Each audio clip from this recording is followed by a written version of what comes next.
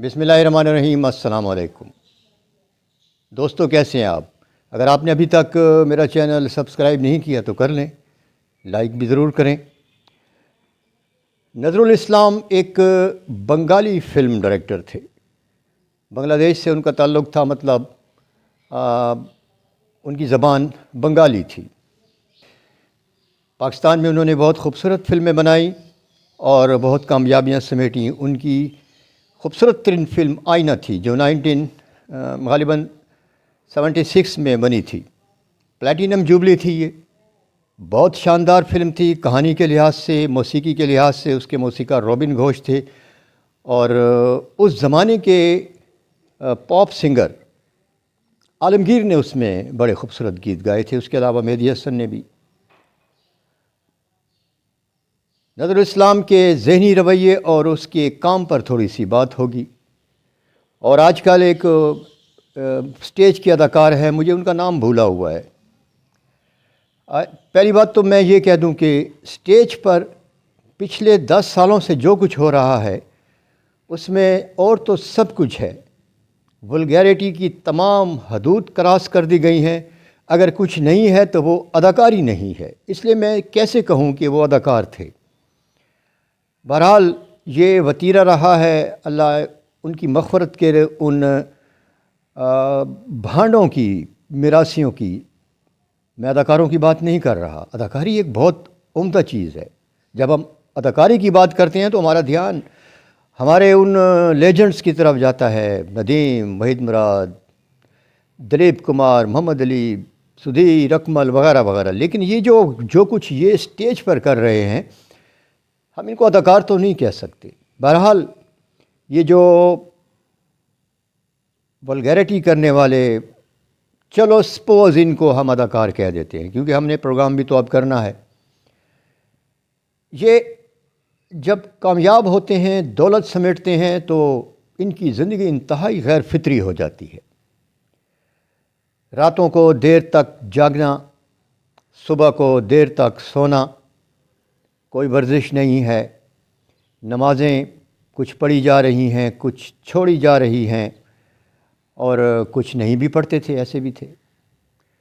फितरत से हटी हुई ज़िंदगी होती है इनकी। अपनी दौलत को उस वक्त ये संभाल कर नहीं रखते जब इनके पास जमा हो रही होती है। खाते जाते हैं, अयाशी करते जाते हैं। फिर जब 50-60 के करीब पहुंचते हैं तो फिर गैर फितरी अंदाज में गुजारी हुई ज़िंदगी अपना इंतकाम लेती है। मुख्तलिफ़ बीमारियाँ इनको चिमड़ जाती हैं।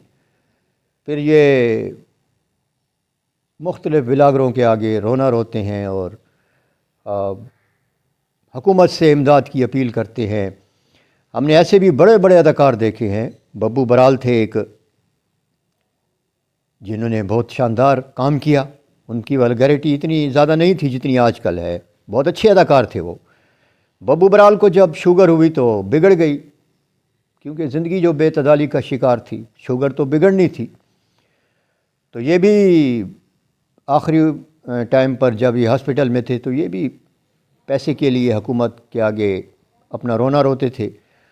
उस ज़माने में तकरीबन आज से 20-25 साल पहले शहबाज शरीफ ने इनको 1 लाख रुपए का चेक दिया था इमदाद के नाम पर।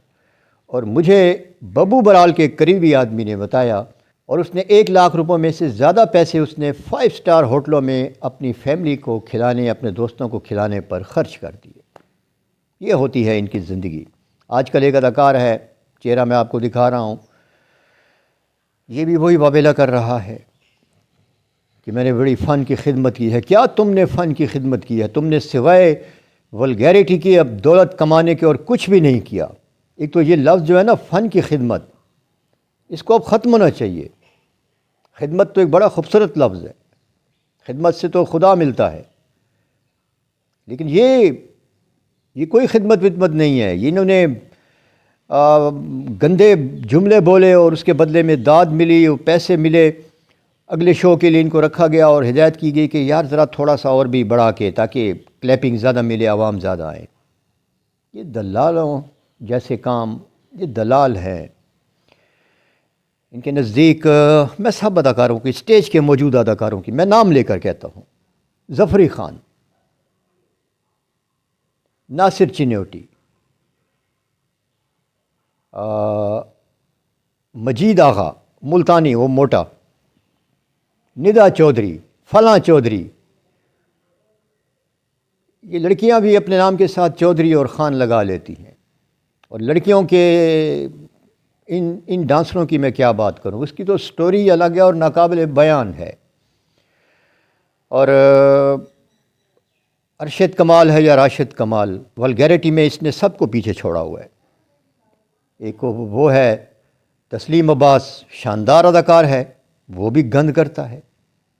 کچھ اور بھی ہیں، آپ کو بتانے کی ضرورت نہیں، جب آپ اپنی یوٹیوب کی اسکرین پہ اسکرولنگ کرتے ہیں تو آپ کے سامنے وہ آ جاتے ہیں، آپ بھی واقف ہیں ان سے. بہرحال یہی بات کرنی تھی میں نے آج. دوسرا ٹاپک ہے ہمارا نظر الاسلام، پاکستان کا مایہ ناز ہدایت کار. بنگلہ دیش بن گیا لیکن یہ یہی رہ گئے.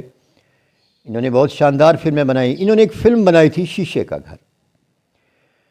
پتہ نہیں ان کو وحید مراد سے کیا بیر تھا، تعصب تھا کہ انہوں نے وحید مراد کو ولن کے رول میں کاسٹ کیا، اور اس لیے یہ فلم فلاپ ہو گئی. کیونکہ وحید مراد کے ساتھ جو تاثر جڑا ہوا تھا وہ چاکلیٹی ہیرو کا تھا.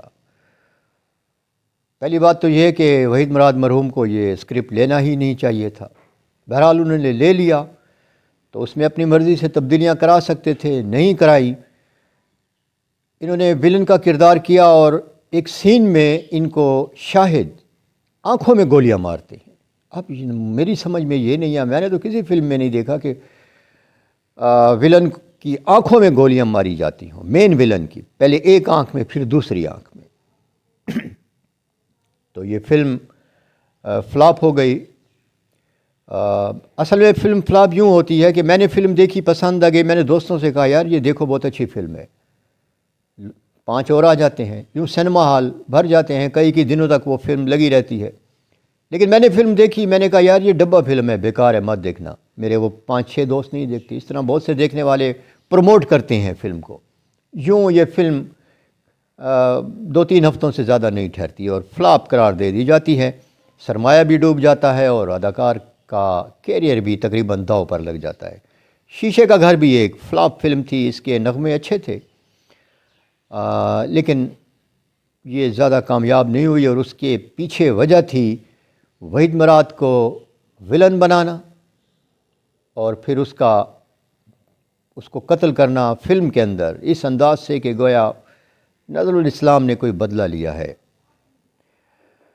تو یہ تھا ہمارا آج کا ولاگ. اپنے آس پاس کے لوگوں کا لازمی خیال رکھیے. اللہ تعالیٰ آپ کا خیال رکھے گا. ویڈیو دیکھنے کا شکریہ.